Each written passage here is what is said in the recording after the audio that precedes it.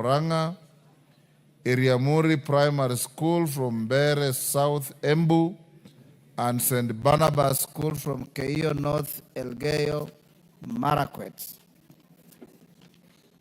On my behalf and on behalf of the House, we welcome the students, their teachers, and those accompanying them to the House of Parliament. Next, Honorable Owen Bayer. Thank you, Honorable Speaker. Honorable Speaker, pursuant to the provisions of Standing Order 44.2c, I wish to request for a statement from the chairperson of the Departmental Committee on Tourism and Wildlife regarding the status of the construction of the Ronald Ngala Utalii College in Kilifi County. Honorable Speaker, on 1st February 1996, the government approved construction of the coast branch of the Kenya Utalii College via Cabinet Minute 30/1996. However, commencement of the project in Vipingo, Kilifi County stalled until 2010. Upon commencement, construction faced challenges that have delayed its completion for 29 years. Notably, in 2017, the Public Investment Committee in the 11th Parliament raised concerns regarding the project through a special report on the college dated May 2017. In addition, in the 2021, the Public Investment Committee in the 12th Parliament further inquired into the status of the construction and public funds that have been spent in the project. Despite these interventions and concerns regarding the delays and the effect on the value for public money, the project remains stalled. This inordinate delay has hampered the growth of the tourism sector in the coastal region of Kilifi due to lack of quality facilities and personnel, owing to the fact that the county only relies on the Kenya Utalii College, Nairobi. Honorable Speaker, it is against this background that I request for a statement from the chairperson of the Departmental Committee on Tourism and Wildlife on the following: a comprehensive report on the status of the construction of the Ronald Ngala Utalii College in Kilifi County, including expected completion timelines. 2, reasons for the delay in completion and subsequent opening of the college and the measures being taken to complete the college without any further delay. 3, a detailed assessment of the total cost incurred in the construction of the college, including penalties and fines incurred since commencement. And lastly, Honorable Speaker, a report on the utilization of public funds on the construction of the Ronald Ngala Utalii College in Kilifi County since commencement in comparison with the initial cost. My Speaker, I thank you. Yes, Julius Olesunguli on the same. Yeah, I would like to ask your indulgence to joyride on that statement. Go ahead. Because, Mr. Speaker, while the Ronald Ngala Utalii College was being constructed, the government has also committed itself to construct a Utalii College in Kilgoris. And that has already, there was groundbreaking that happened, that was done by the highest in government. And up to today, I don't know what the status of the Kilgoris Utalii College is. I would also ask, Mr. Speaker, that when the chairman of the committee of tourism stands to bring this statement to the House, could he kindly include a statement along the same lines on the one in Kilgoris? What is the status of that college? How much money has been allocated? Because I haven't seen it in the budget. And when is the construction supposed to commence and to be completed? Thank you. Chair, Tourism and Wildlife, that Kareke Mbuki. Any member of the committee? Yes, Owen Bayer, you take responsibility and inform him to bring a response in 2 weeks. Much obliged, Honorable Speaker. Mary Maingi.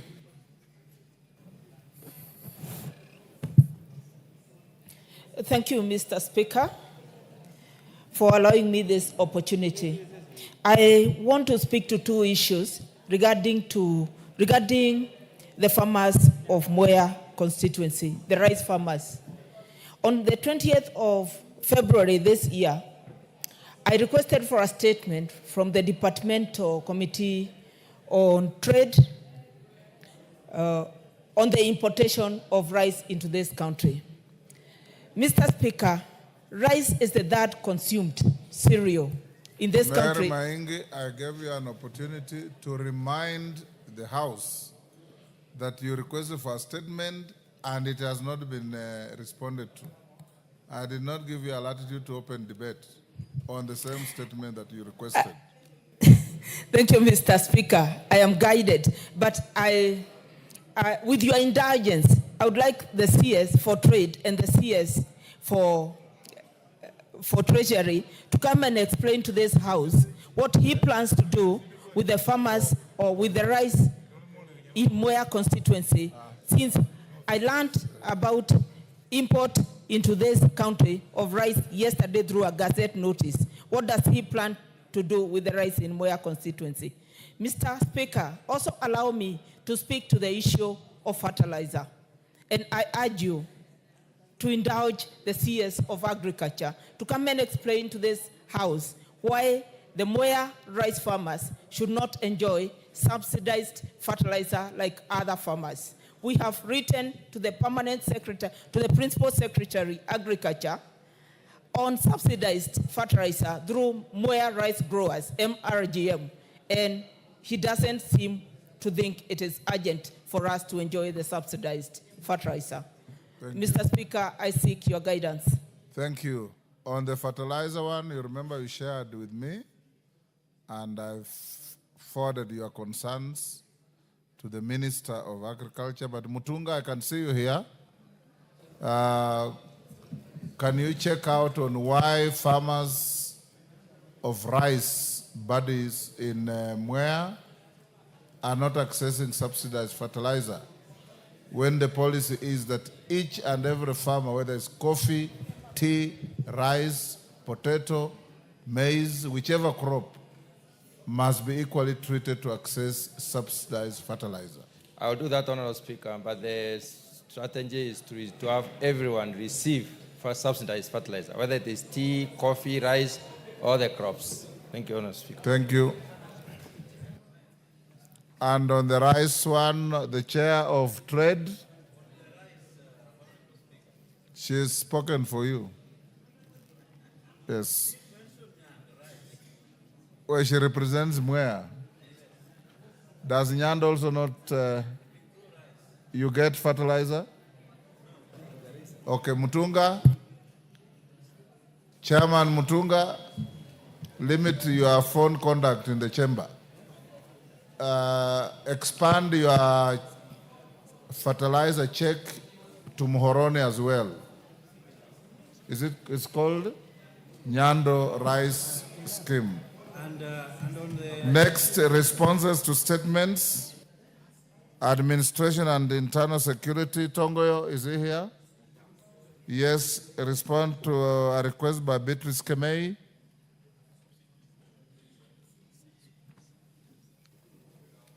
Before you do, let me acknowledge additional schools in the public gallery. Boretti Junior School from Belgut Kericho. Ndonyo Kiasin School from Samburu, East Samburu. Katandatu School from Imendi, South Meru. Sirwa Comprehensive School from Mogotio, Baringo. Mumiasi Central Primary School from Mumiasi West, Kakamega, and Uslisima Primary School from South Imenti, Meru. Next, Honorable Member for Mumiasi East, West, I know you asked me to give you an opportunity to welcome your school. It probably has already left. So on my behalf and on behalf of the House, we welcome the schools, the students, the teachers, and those accompanying them to Parliament. Tongoyo. Thank you, Honorable Speaker. And You have 3 responses. Are you ready with all of them? Yes, I am. Start But with I need one. your indulgence, Honorable Speaker. As much as I'm ready with a response from the Honorable Beatrice Kemei, I doubt whether she's in the House. If she's not in the house, put it aside. So maybe table it or... Table it, she will read it. yeah. Yeah, but I think she had left, so maybe you'll allow me to table it. To be fair to her, in case she has supplementaries, Okay. we stay to next Tuesday afternoon. Okay, thank you. Chiforomondo Mangale, a response to your request. Yeah, so Honorable Speaker, also with me have a response on a statement being sought by the Member of Parliament for Lungalunga constituency, Honorable Chiforomondo Mangale. Okay, and the member sought to the Member of Parliament as requested to be informed the current progress of construction of the Lungalunga sub-county headquarters and the measures, if any, being implemented to expedite its completion in order to provide proper office space for the Deputy County Commissioner and other heads of departments. And I respond as follows, Honorable Speaker.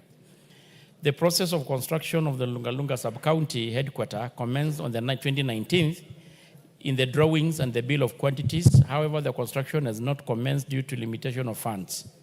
The land for construction of the headquarters is available with a parcel number Kwale Mahuruni 1856, measuring approximately 2.80 hectares. And Honorable Speaker, in regard to the second question on the issue of measures being put in place to expedite the process, the ministry is in process of engaging the National Treasury for the funding of the project, which is estimated to cost about 53,497,506,000. I submit, Honorable Speaker, signed by Honorable C.S. Kipchumba Murkomen. I submit, Honorable Speaker. Foromondo, are you satisfied? We go to the next. Chair, Mr. Speaker, the response is not satisfactory.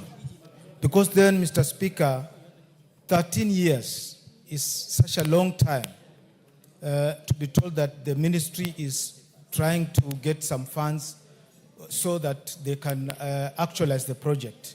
Mr. Speaker, I wish the chair would liaise with the Honorable Minister so that at least this is a beginning of the financial year.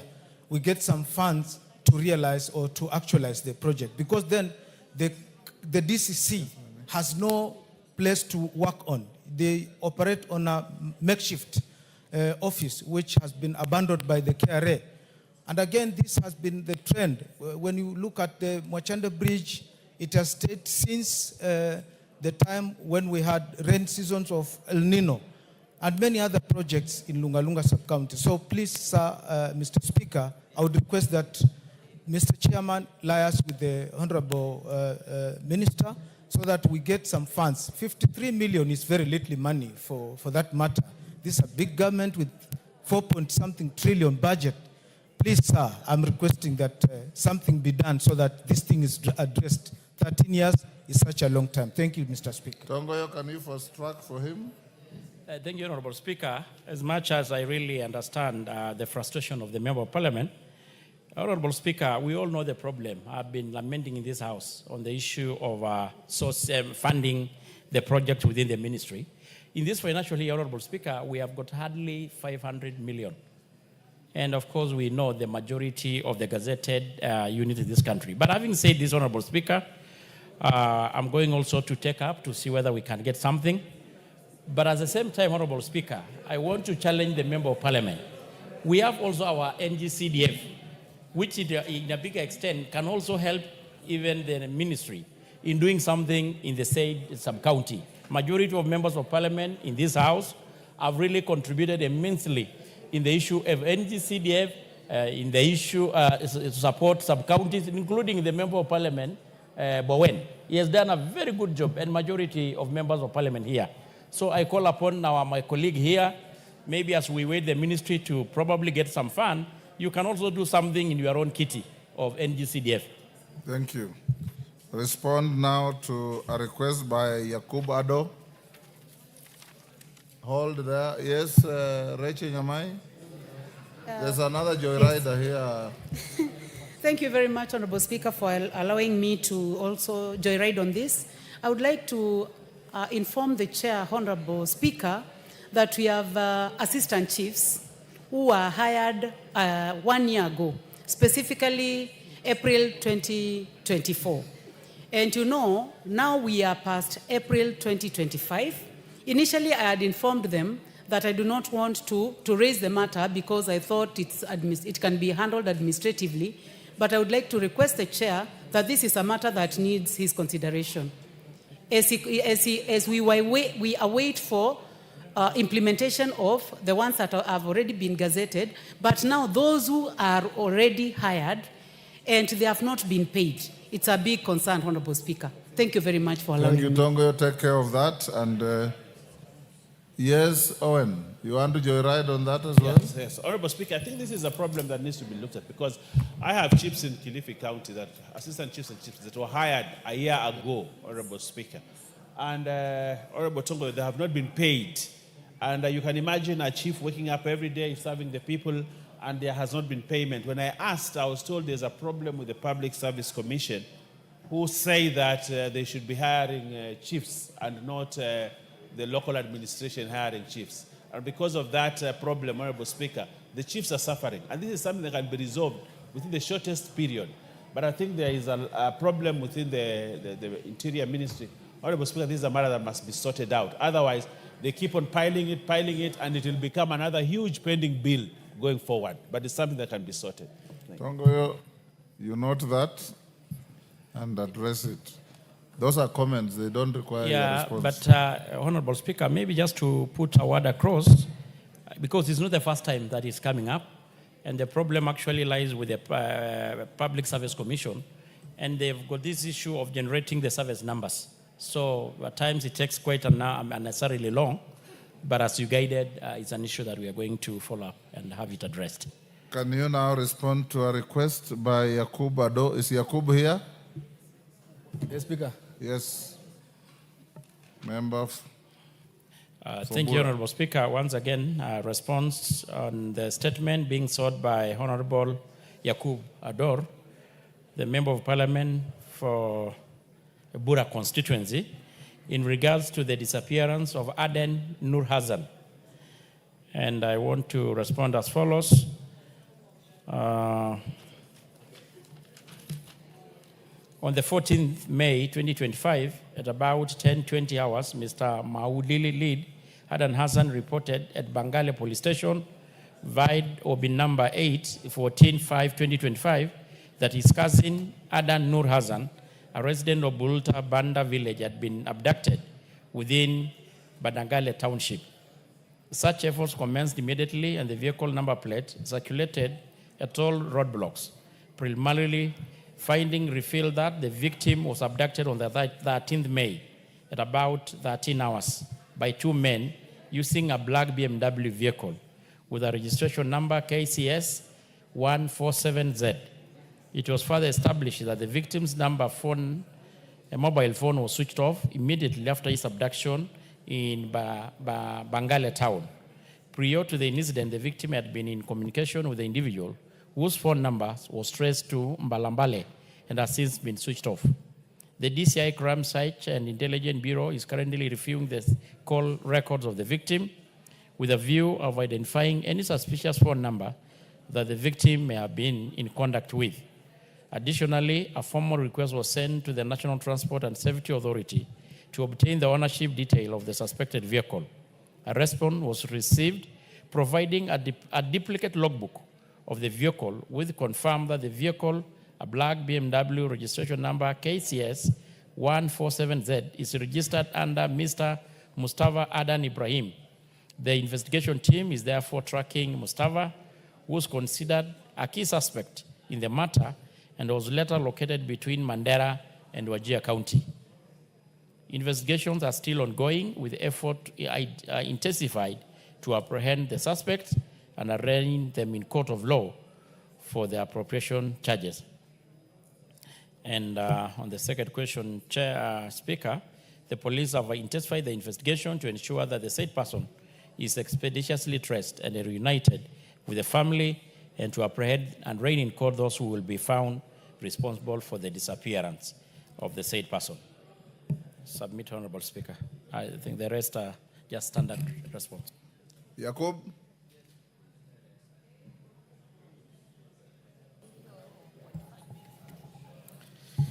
Thank you, Speaker.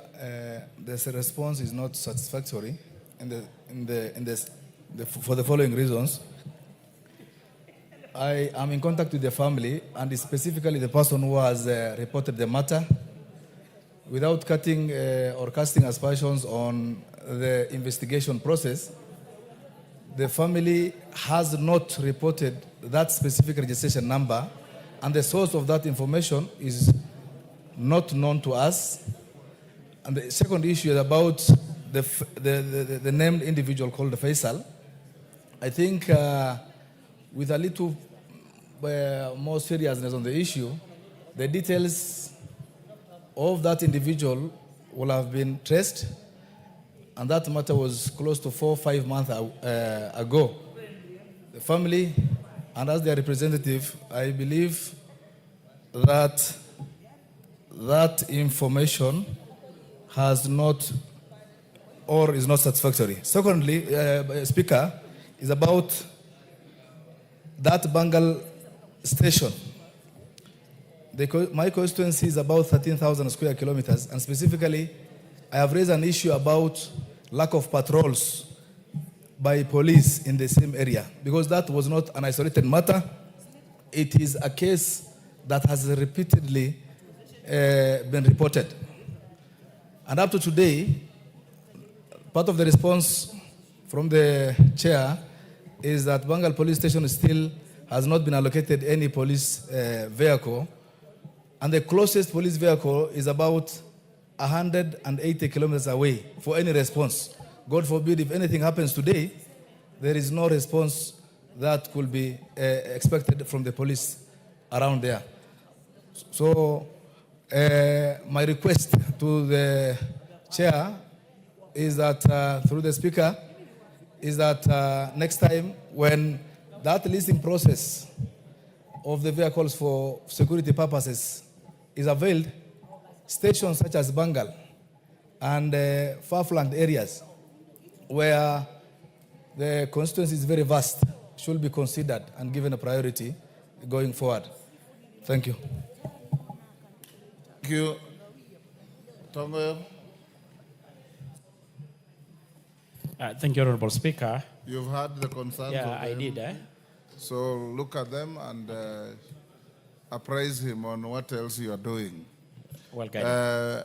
Beatrice Kemei has come here. She says she had stepped out to respond to a biological emergency.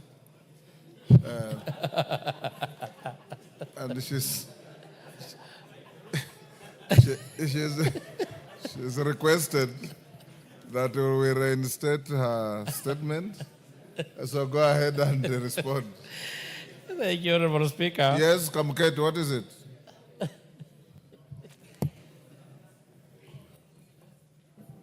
Mr. Speaker, I just wanted to joyride on that statement. Before the chairman responds, I wanted to add something little. Mr. Speaker, one of the most shameful... On which statement? On the statement by the member for Bora. We have already gone past that. No, we no, are not now yet. with He has not Beatrice responded. He hasn't responded. I wanted to just add something. Go ahead. Thank you, Mr. Speaker. Mr. Speaker, I was saying, Mr. Speaker, that one of the most shameful acts for a member of parliament is to come and to pretend to give a response on behalf of the police to this house.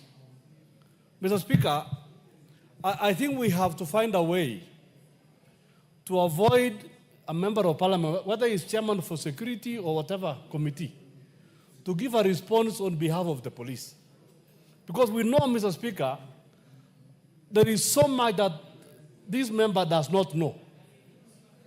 And when we are talking about security matters, we are talking about, most of the time, we are talking about loss of life.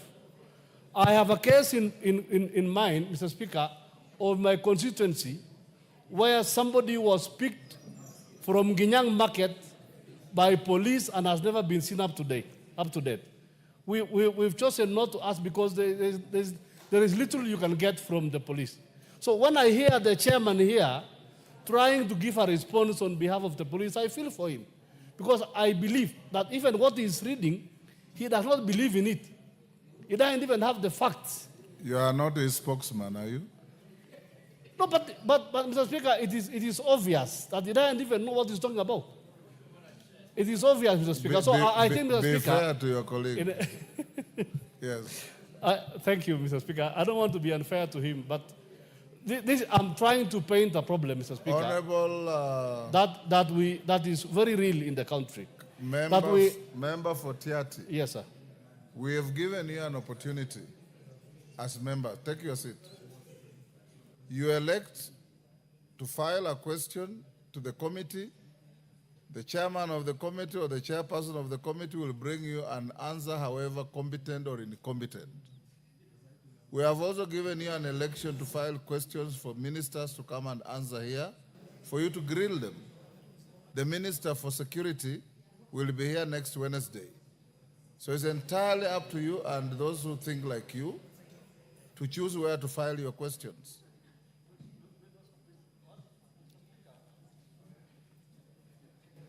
Yes, Kamket. Mr. Speaker, I want to add that even the Minister for Security is a civilian.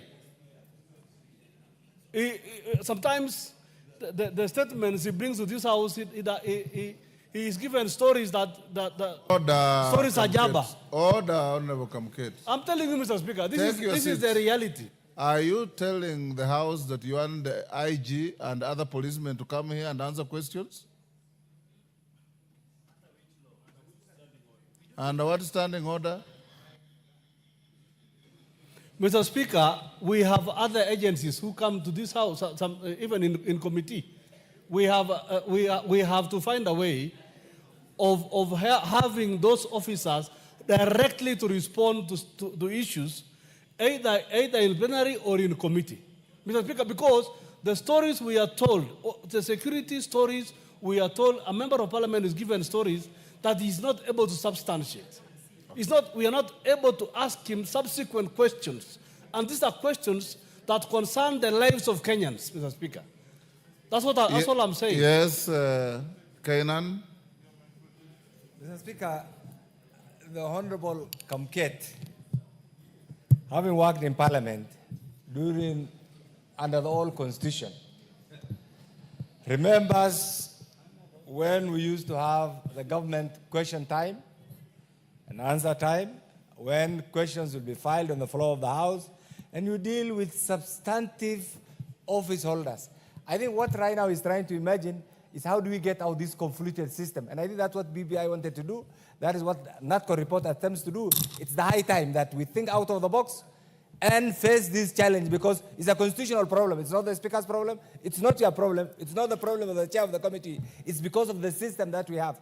So it is the high time that we as members of this House think out of the box and bring back the glory of this House so that the real business of running government is transacted in this House by the elected representative of the people of Kenya. And that is parliamentary system, and that's what everybody is yearning for. So let's support that initiative to bring back power to this House through a parliamentary system. Thank you. Before you respond to Kemei's request, Chairman, allow me to acknowledge in the Speaker's Gallery, Mumias Central Primary School from Mumias West, Kakamega. In the public gallery, we have Glorious Academy from Thika Town, Kiambu, Kwang School from Baringo, North Baringo, Kilel Stars Academy from Konoin Bomet, Hoflo Junior Academy from Ainabkoi, Wasingishu, and Chepseon Complex from Kipkelion East, Kericho. On my behalf and on behalf of the House, we welcome the students, their teachers, and those accompanying them to the House of Parliament. Thank you. Tongoyo, go ahead and respond to Beatrice Kemei. Thank you, Honorable Speaker. But Honorable Speaker, I don't want to belabor on what you have already ruled on. But Honorable Speaker, just allow me to respectfully also weigh on what my brother had said. Our current standing orders are very clear on who responds to statement, to questions on behalf of members. But again, it's not limited to even the IG and the police officers appearing before the committees. And by then we can have a session of interrogating issues that we need more deeper interrogation. So maybe, Honorable Speaker, the member may still have an opportunity, maybe through committee sessions. Honorable Speaker, on the issue of Honorable Kemei regarding the issue of GBV, the issue of gender-based violence, but maybe before, Honorable Speaker, just allow me, the Member of Parliament for Bura, you see, have just come to sit next to me. He's still having some issue on the response. And you remember we still have an unfinished business with the CS on appearance before the committee on several unresponded statements. And we'll probably consider having him appear if we get that opportunity. May? Yes. Then continue whispering to each other. Yeah. So when he appears, you can still come before the committee. So on Kemei, she wanted to know regarding investigation into the escalating cases of gender-based violence in Kericho County. And I want to respond as well as Honorable Speaker, because I think she wanted the status of investigation into the reported femicide and GBV case in Kericho County, particularly the attack on Miss Mercy Chelagat and Miss Miriam Chelimo.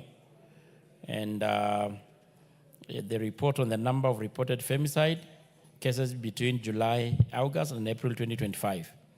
Honorable Speaker, Nicholas Koech reported at Jirimoni Police Station, VIDOB number 0621 of 2025 on the 20th April at around 9 hours. A reconciliation team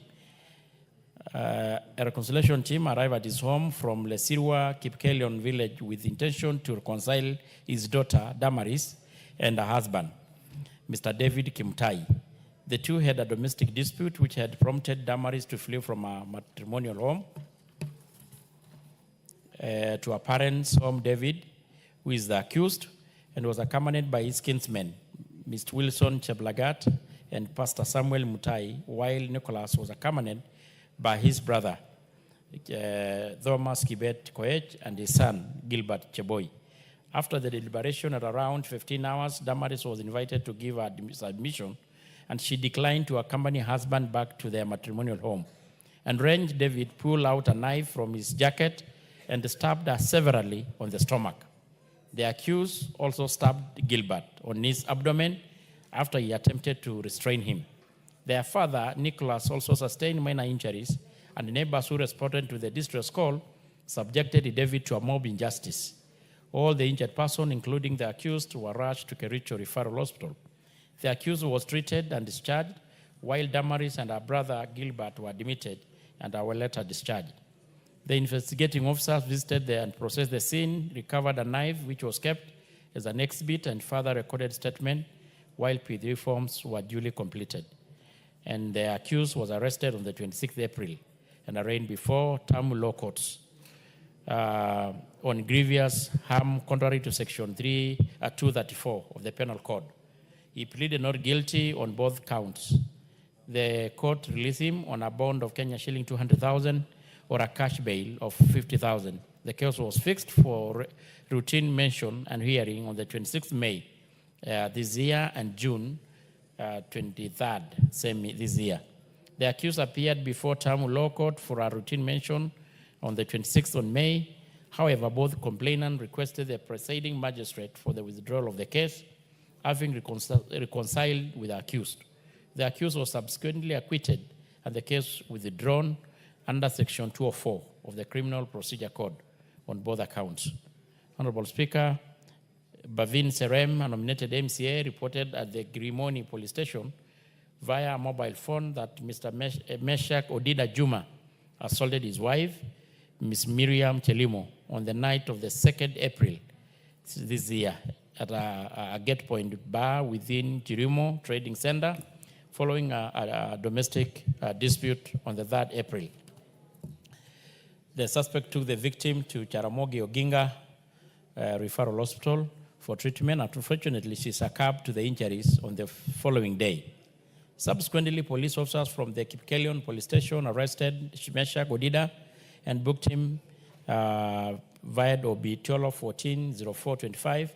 Upon interrogation, he admitted that he had not reported the incident to the police, stating the funeral arrangements were already underway for a burial schedule on the 16th April, and our parents' home in Chesgot, Kunyak, within the Kipkelion sub-county. The suspect was presented before Kericho Law Court on the 15th April for custodial orders and was later arraigned for plea taking on the 23rd. Honorable Speaker, on the report of the number of reported femicide and GB3 cases between the month of July and April this year, are stated as follows.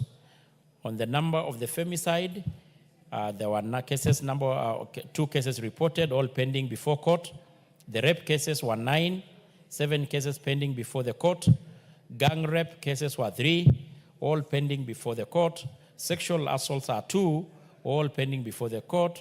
Defilement were 77. All cases, this is very alarming, cases are pending before the court. Attempted defilement are 2, accused convicted. Grievous harm are 3, all pending before the court. Honorable Speaker, all reported cases of femicide and gender-based violence in Kericho County has been thoroughly investigated, with several cases currently pending before the competent court of law, while others have already been concluded. The government remains fully committed to upholding the rule of law and ensuring the timely, impartial prosecution of all reported cases. Effort continues to be directed toward eliminating procedural delays, protecting the right of survivors, and holding perpetrators accountable through a victim-centered, right-based approach. And limited arrest, Honorable Speaker, prosecution in Kericho cases is substituted to the low level of community sensitization, which has resulted in the victim being prosecuted by members, pressurized by the members of the public to resolve cases privately with their perpetrators. The limited cooperation from the members of the public in assisting the police to trace, apprehend the suspect, many of whom go into hiding after committing the crime.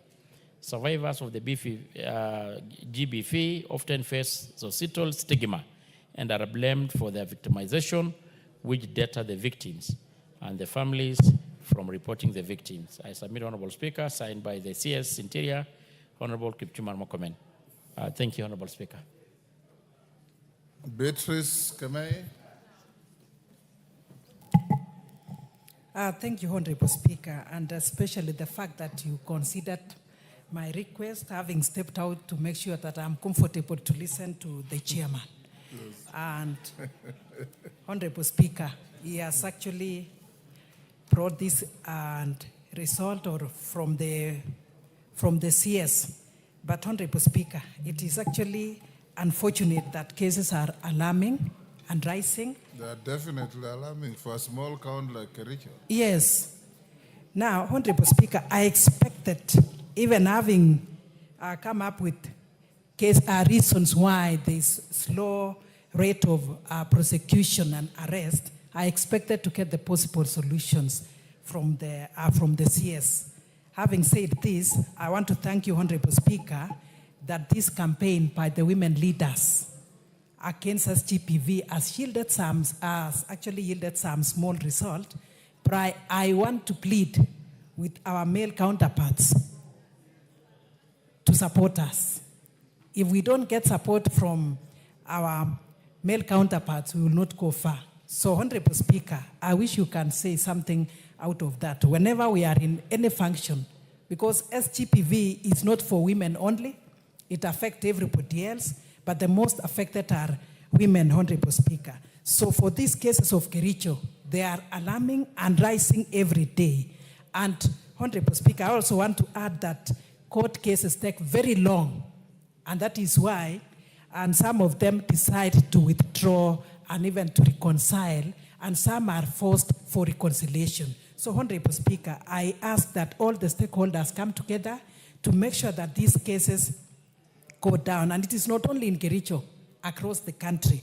And you'll realize that social and economic factors are affected, or economic factors and political are affected by these social cases. So, Honorable Speaker, I ask that we go further than that. So for Chair, please get more results. How can we get possible solutions for this? It is not satisfactory, Honorable Speaker, and especially this lady who died, and then the husband did not even report, saying that I'm only planning for the funeral. So I am not happy, and every day they are asking, what do legislators say about these cases? So it is from here that we can speak for our people, and especially the poor. They have nothing to do.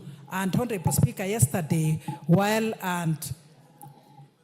and Madam Speaker was holding brief for you, the case of the village elder was actually, the statement was answered. But Honorable Speaker, the issue that we have is that even families are not informed of where the case has reached. So I believe that the chair should go more further for that case. Thank you, Honorable Speaker. Mshomba, you want to joyride on that? Go ahead.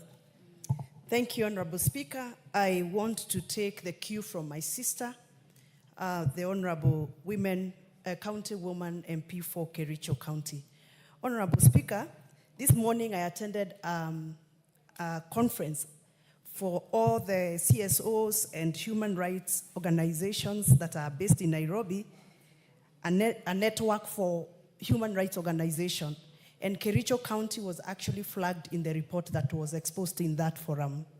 There was a baseline research that was done, and Kericho County is alarmingly showing us very negative numbers.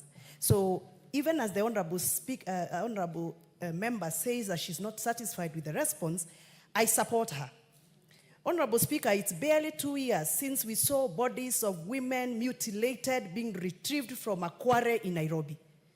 Honorable Speaker, you bear me witness, and the members in this house can bear me witness, that that case has never been resolved. The suspect suddenly escaped from a police cell, and nobody has ever come out to tell us what happened. How many bodies were left in there? How many bodies were retrieved? Who are they? Whose daughters? Whose sisters? Whose wives were they? So, Mr. Speaker, this issue of gender-based violence, femicide, and sexual assault is becoming very serious. Where I come from in Githunguri, Mr. Speaker, we have a new phenomenon of people who are coming in employed as workers, gardeners, shaba boys, and they are accosting elderly women, raping them, killing them, their own employers. And these are people, when you go to the police to follow the case, some of them have not even IDs.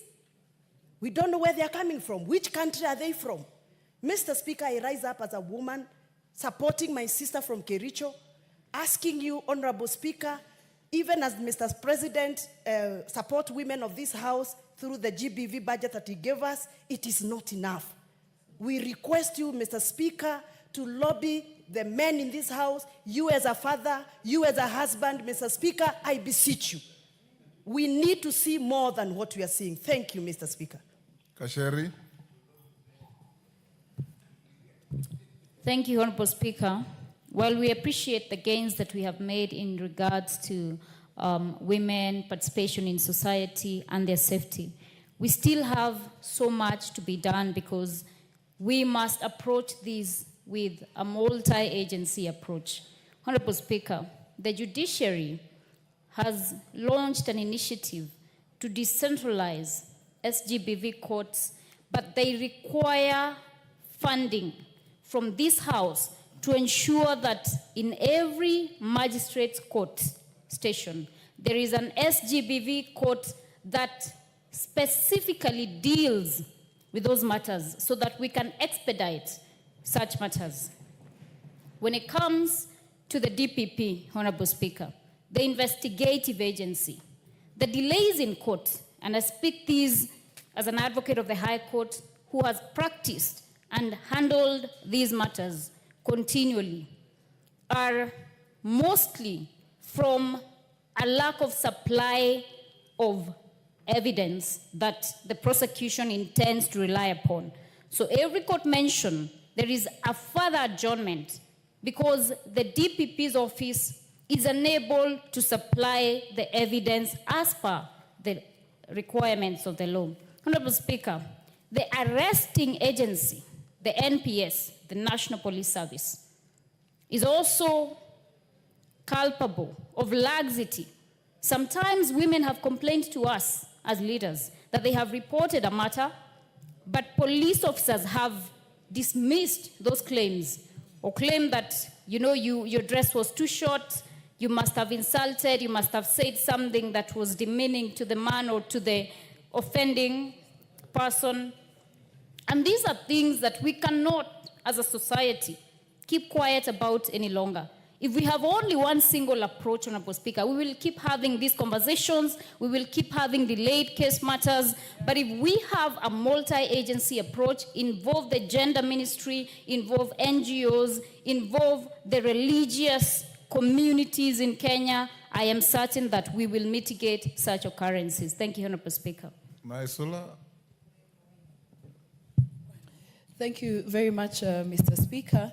And I just rise to support the woman rep of Kericho. And thank you for bringing this statement. The issues are not specific to Kericho County. They cut across the 47 counties in our country. And Mr. Speaker, just as my colleague has said, we cannot fight the issues of GBV, defilement, rape, using one approach. We all have to come together. Recently, His Excellency, the President, supported all the women through KEWOPA to go and do sensitization in our counties, in our constituencies, so that this is a conversation that is happening down at the grassroots levels, Mr. Speaker, and we're grateful about that.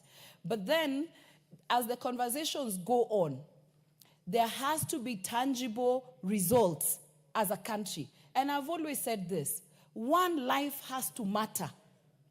We don't have to wait until 10, 20 bodies are found in a quarry. When one woman, when one man, when one person, when one child, and it doesn't matter from what part of this country, Mr. Speaker, is defiled, is killed. And you can imagine, these are people who have died not because they are sick, not because of any other natural calamity, but it is another individual who has taken the life of another person, Mr. Speaker. This is something that as a country we must take very seriously. And it starts even from the family level, Mr. Speaker. And I'm very happy with some, because in social issues, people don't like also talking or speaking out. What we have realized is that the people who defile, the people who rape, the people who kill are people well known to the victims, Mr. Speaker. It is their uncles, it is their brothers, it is the partners of their mothers. And there's this thing in the society where a partner, I have a case in Samburu right now, where we have a person who was a partner to the mother of the child, now raped the child. And we have Kenyans now, some people saying, what was that partner doing with that? It doesn't matter what relationship that man had with the mother. Children are not raped, they are defiled. Defiled, sorry. Yes, thank you, Mr. Speaker. So it doesn't matter the relationship that guy had with the mother. He had no business defiling that child, Mr. Speaker. And when the child went to the police station, one of the police officers said, but you look like you're a grown-up. Just because the girl is big in body. So, Mr. Speaker, it starts from there. The DPP actually closed the file. In my constituency, closed the file before the case continued. So it is a collective responsibility. Until we jail, until we make sure that people are accountable, Mr. Speaker, this issue will not end. And I thank you, Mr. Speaker, for the opportunity. Thank you. It is degenerating into a debate. Haika. Thank you, Mr. Speaker. Briefly, I want to mention and begin by supporting my sister from Kericho, Women Rep, Mr. Speaker. Mr. Speaker, I want to say this issue needs to be supported entirely. We need to have a support system to support the whole process dealing with matters GBV. because as most of our women leaders and women reps, we are trying to put up some rescue centers, some safe spaces, houses for such kind of cases, Mr. Speaker, because some of these cases, we lose them in these courts because of lack of evidence, or sometimes, you know, the people who are defiled or any other type of GBV, they are, you know, there are times they are threatened, and because they don't have a safe space where they can be kept or the evidence can be hidden for them to go and approve at the courts. So, Mr. Speaker, we need to take this matter very seriously, and maybe when it comes to funding, we need to secure some funds, especially when it comes to building the safe spaces or the rescue centers to be able to support such kind of cases. Mr. Speaker, thank you. Owen. Yes, thank you very much, Honorable Speaker. Honorable Speaker, I stand to support my sister Beatrice Kimei and the other honorable members, the women that have spoken about this matter. Honorable Speaker, when a society, the big issue that society wants to deal with is rape, defilement, and all that, Honorable Speaker, the society is degenerating and not moving forward. As a civilized society, Honorable Speaker, and I want to speak to men in this country, we need to dignify ourselves and take a position that we must protect the ladies and the women and the children in this country, other than going out there to do the things that are unprintable that are done to young women, to small children, and to women. Honorable Speaker, as a country, I think Kenya has moved very fast in terms of industrialization, in terms of development. We have made a big step, but one step we must make is to walk away from issues of rape and issues of defilement as a nation. And that's where we can stand among the League of Nations and say, yes, we are a country that can be respected.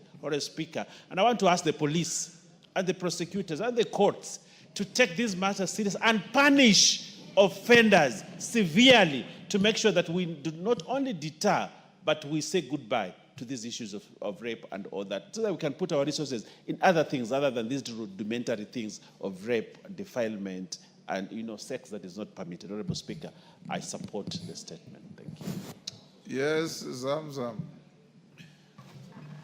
Asante sana Mheshimiwa Spika, na mimi niweze kuweza kutilia pono dadangu alivyozungumza wa Kericho. Mheshimiwa Spika, hizi cases za defilement, za ulawiti wa watoto, wa mama kupigwa zimekuwa nyingi sana Mheshimiwa Spika.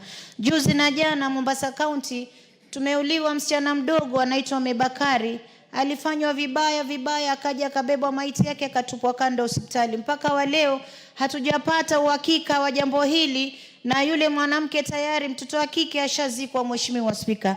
Mheshimiwa Spika, mimi ningependa kusema hivi, koti zetu zinatuangusha. Hasa hawa maprosecutor wanatuangusha sana, na lazima waweze kutilia maanani kuwa hizi cases za wanyonge wao zitakuja kuwalemea hata mbele ya Mwenyezi Mungu. Mheshimiwa Spika, unapata mtoto mdogo amefanywa vibaya, mama akienda naye pale anaanza kuulizwa maswali ya kijinga. Mheshimiwa Spika, anaweza kumdharaulisha mbele ya watu Mheshimiwa Spika. Na mimi nataka nimwambie Chief Justice, kule mashinani cases ni nyingi, watu wanatoka mbali, anaambiwa nenda ukirudi kama kilomita 3 kutoka Mwakirunge kuja kotini, mpaka sasa ule ushahidi Mheshimiwa Spika unakuja unapotezwa. Mimi naomba tu atuongezee hawa magistrate wa kufanya hizi cases, aongeze katika haya makoti yetu, na tuwe na safe space kama Mombasa. Mimi niko najenga ile GBV center ambayo nitaweka pale ndani, lakini naomba pia na judge naye atupe wale magistrates ambao watatusaidia hizi cases ziweze kwenda kwa haraka. Mheshimiwa Spika, hawa utapata tu kule kotini wao wanaangalia mambo ya hongo. Mtu ambaye yuko innocent utapata anasumbuliwa pale kotini, anazungushwa, lakini kesi kama hii unakuja unaambiwa walikuja wakaelewana.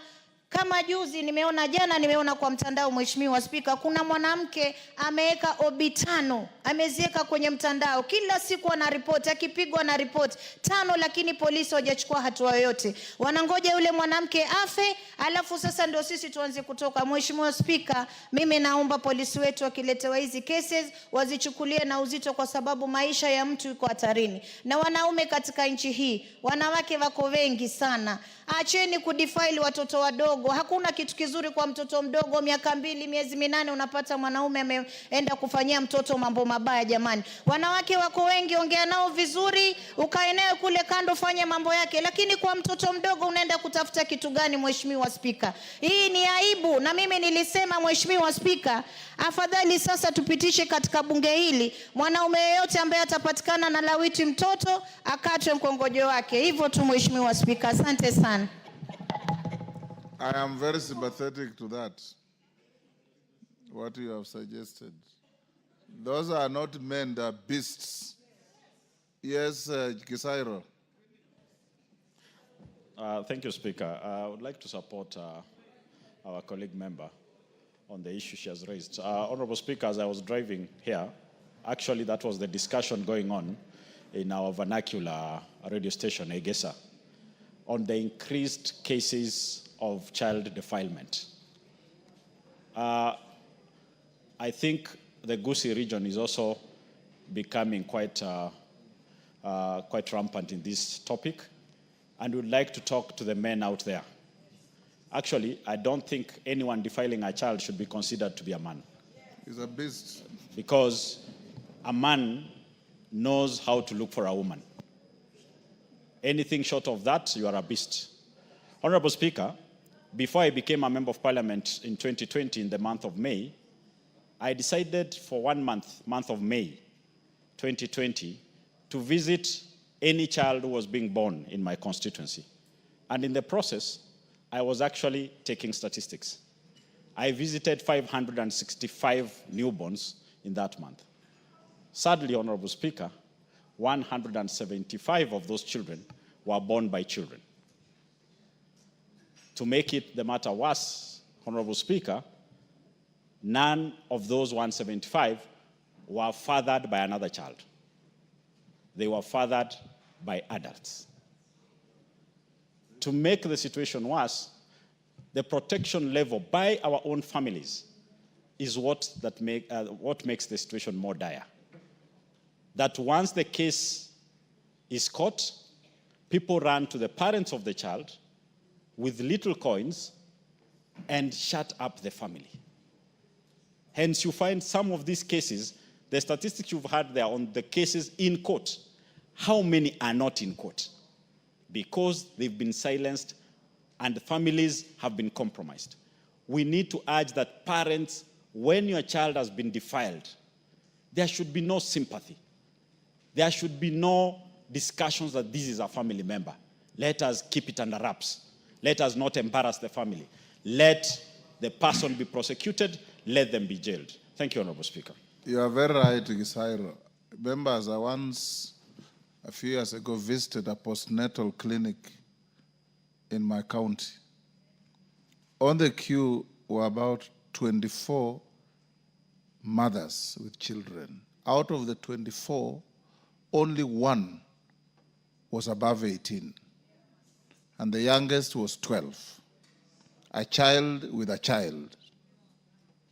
I think I agree that this matter must be taken very seriously, and lawyers like Kaluma will tell you when a person has committed a felony like defilement, there is nothing like a complainant withdrawing the complaint. Carolo Mondi, you know that. Where there's a felony, the complainant is the state and nobody can withdraw a complaint. And I agree that as a house, you should tighten the punishment to these beasts, including but not limited to what one member, Mama Zamzam, suggested. I think, Tongo, you've heard this. You should probably, the leader of majority, inform the various agencies, the DPP, the DCI, Interior, the Judiciary. You know, it's a tap on the wrist. A person has defiled a child, goes to court, and is given a free bond or a cash bail of 500 shillings. It is not on. I think as a house you should speak in unison and protect families. Yes, Caroli? Thank you very much, Right Honorable Speaker. There's just a little element that is bothering me that maybe if I raised, I could get some contributions from the members. When underage children have relationships and the girl gets pregnant and both are underage, it is normally the boy who then gets charged. And the boy is also underage, because that is what the law provides. They are all minors. There's quite a challenge here, I think. Yes, I don't know how we should deal with it, because we are dealing with people who are not adults, but where one bears the brunt of a relationship when a pregnancy arises. But Carol, statistics show that those are very nominal cases. Most of these girls are impregnated by very senior, mature people.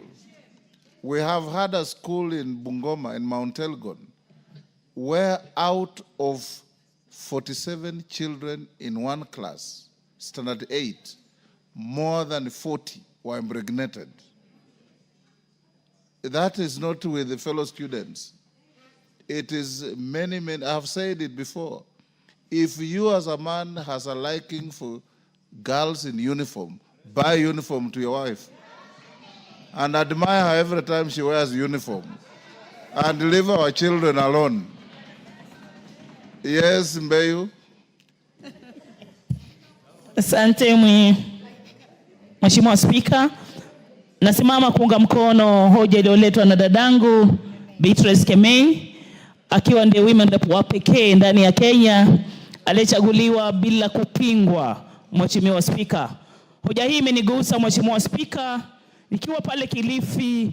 Hii shida ni kubwa zaidi, nafikiri kushinda kote.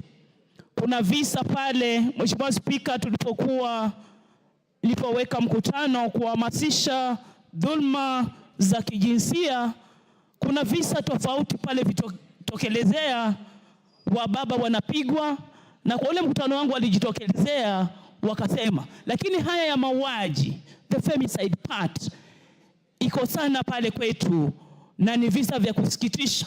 Tukuelezea kitu kisa kimoja cha msichana aliyeitwa Kabeyu, jina karibu na yangu.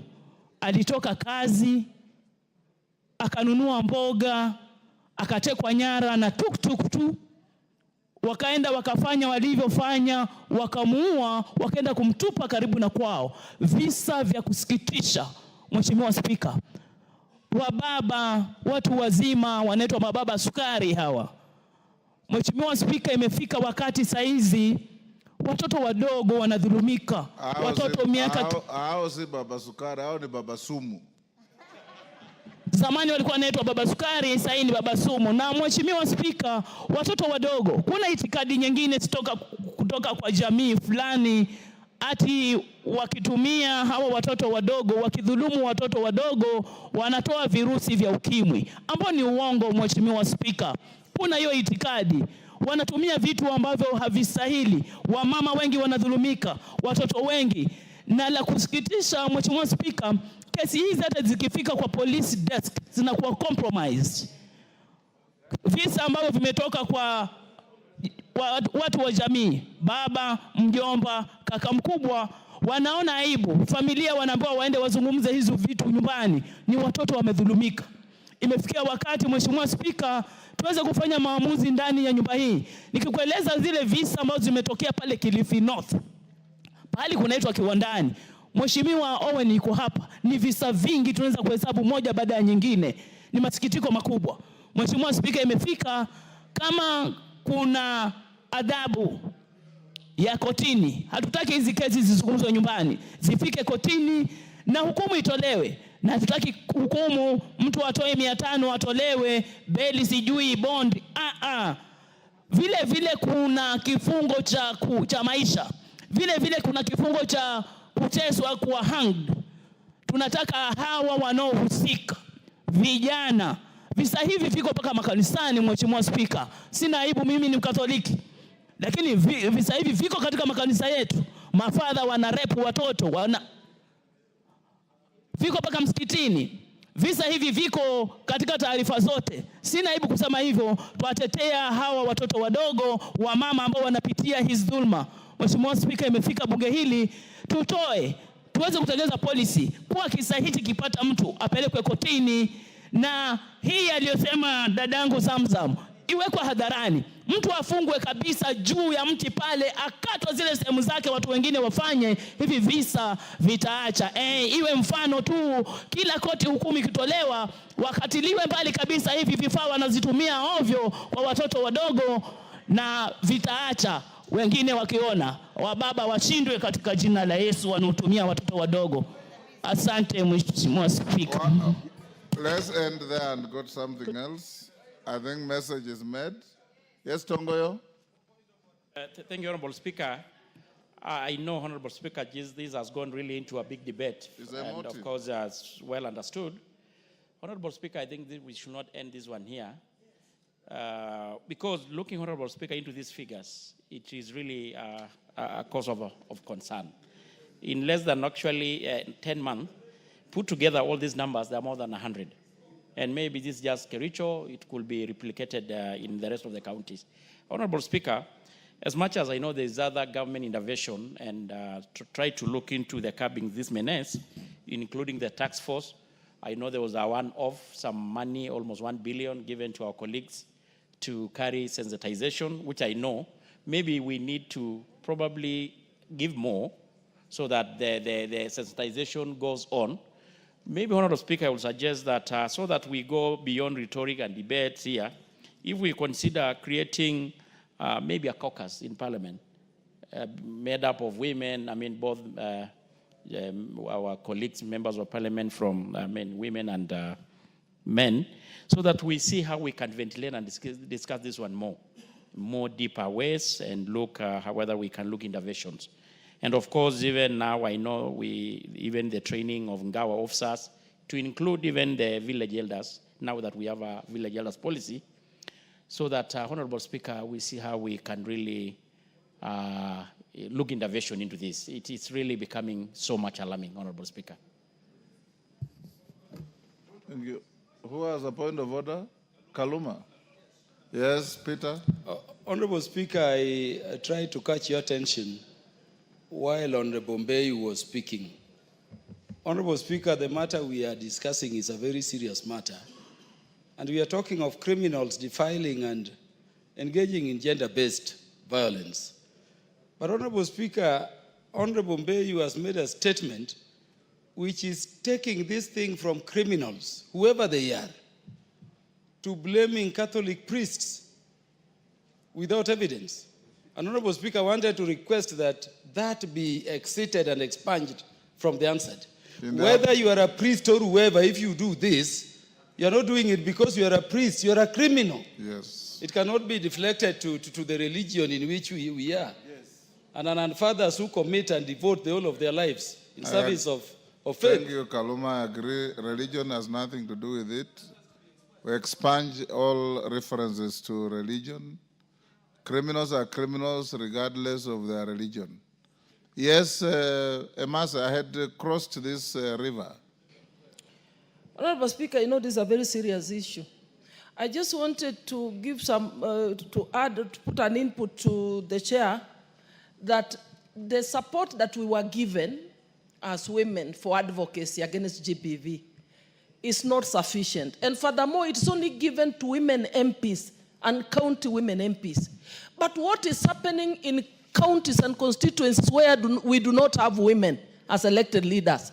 There is no advocacy. There is nobody talking about anti-GBV. So if we are to get more support, let's get enough support so that even our men counterparts, colleagues, get money and help us in advocacy in constituencies and counties where we do not have women MPs.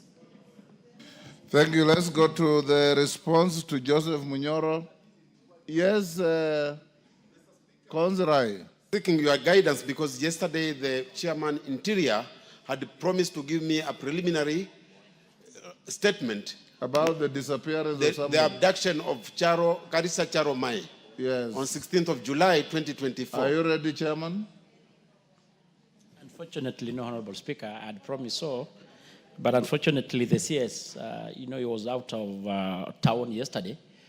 And I reached out and he says that we give him again Honorable Samuel Gonzirai. Yes. The CS will be answering questions here on Wednesday. So prepare your arsenal for Wednesday. And again, Mr. Speaker, I think I came to your office because I was seeking also guidance. There was a distress call regarding one who is in Saudi Arabia, Riziki Luvuno, who was actually raised some concern on April 24th, and I raised the question in June. To date, the select committee on diaspora has not actually responded to this question. Aika? Yes, Mr. Speaker, but that question was not brought to the committee. I have not seen it yet. You requested a statement? Yes. To the diaspora committee? Yes. Aika, you check with the table office and respond to that on Tuesday afternoon. Thank you, Mr. Speaker. Joseph Munyoro, Blue Economy, Kangoko Bowen, are you ready? Munyoro is in. I don't know. Yes, Bowen? Oh, yes. Munyoro is here. Mr. Speaker. Honorable Speaker, on 11th of June 2025, the Honorable Joseph Munyoro requested for a statement about the exclusion of Muranga South Water and Sanitation Company, MUWASCO, from the recent downward tariff review by WASREP, despite having the highest rates in the region.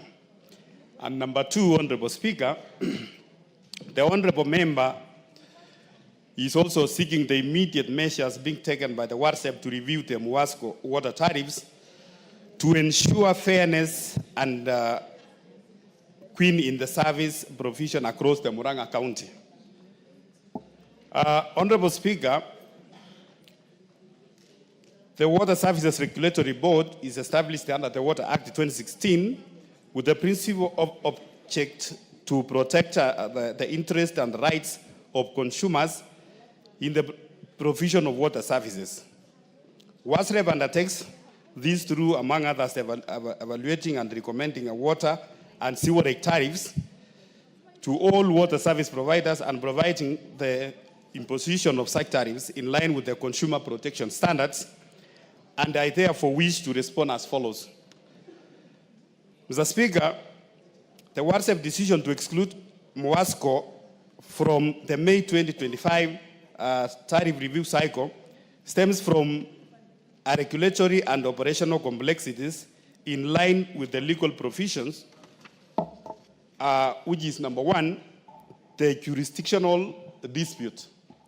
Mr. Speaker, on 24th February 2025, the Muranga Water and Sanitation Company, that is MUWASCO, submitted a formal request to WASREP to expand its services areas to include the parts of MUWASCO's jurisdictions, which is Muranga Town, Nginda, and the Ichakaki wards.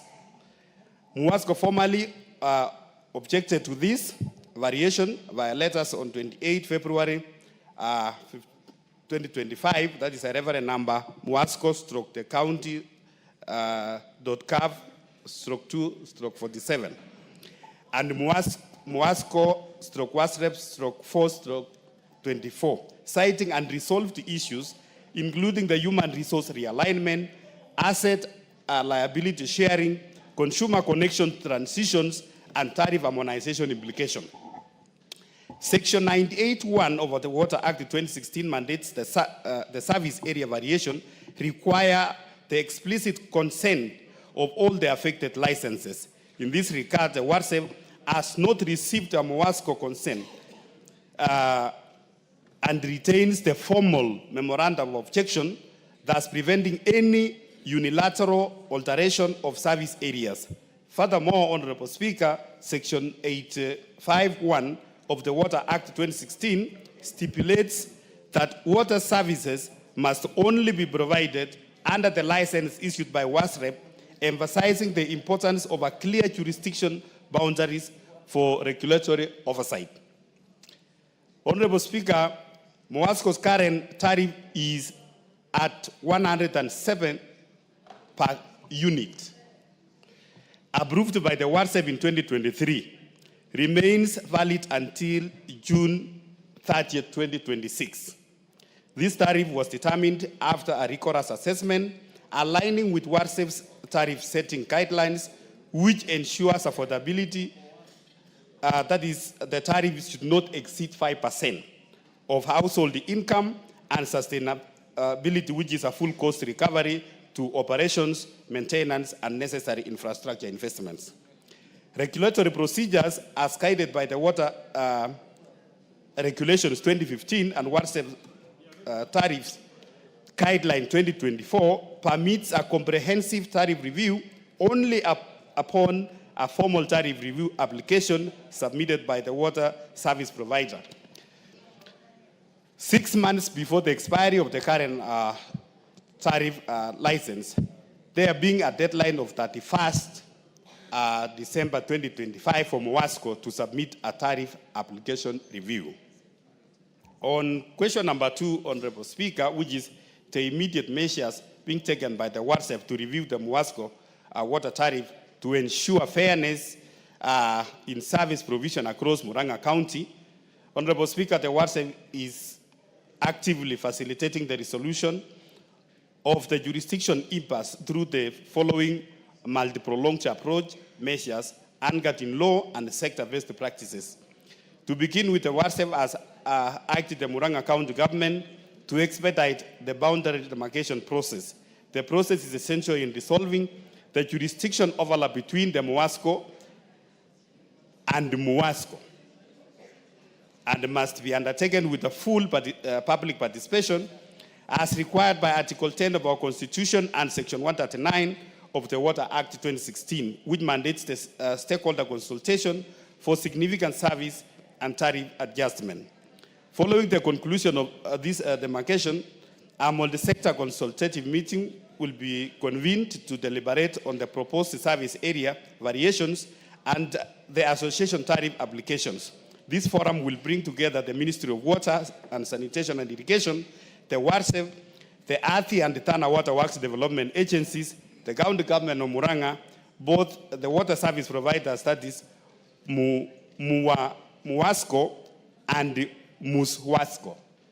Honorable Speaker, those are the affected, and also the affected communities. Honorable Speaker, the WARSEV also providing the technical assistance, both utilities to support the preparation of their tariff renewal application in full compliance with the WARSEV Tariff Guidelines 2024. In interim, Honorable Speaker, the WARSEV continues to monitor the MOASCO's operations to ensure adherence to the affordability, sustainability principles that underpin the current approved tariff. And it is important to clarify, Honorable Speaker, that the MOASCO's exclusion from the recent tariff review process is procedural necessity, not an act of regulatory biasness. The utility existing tariff is at Kenya shillings 107 per cubic meter remains valid and compliant with the Water Act of 2016 and prevailing tariff guidelines. This tariff will remain in force until the review is triggered by a joint application following a jurisdiction clarity. The WARSEV commits prioritizing this review as soon as these conditions are met. And lastly, Honorable Speaker, for this context, the tariff structures across Kenya are designed to reflect the unique operational realities of each water service provider, including infrastructure investment requirements, service coverage, and the cost recovery needs.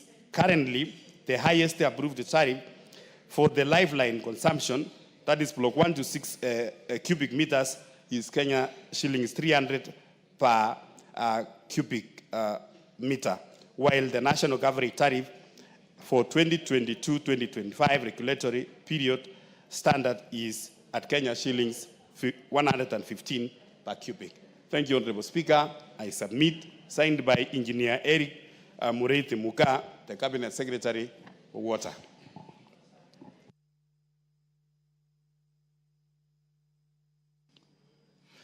Yeah, let me interrupt the proceedings to welcome visiting schools to the National Assembly.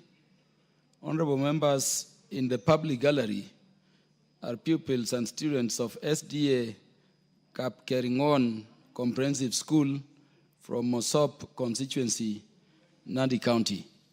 They are welcome to the National Assembly to observe proceedings. Is Honorable Joseph Munyoro satisfied with the response? Thank you, Honorable Speaker. I'm not satisfied. And Honorable Speaker, I'd like to know what happens when a question is not answered. Do I resubmit the statement, or do they invite the water service provider so that we can have a discussion? Because I think they completely misunderstood. One of the reasons I'm saying this is simple. I asked what the basis for Murang'a South Water and Sanitation Company, whose tariffs were not reviewed, as they reviewed all tariffs of all water providers in Murang'a County.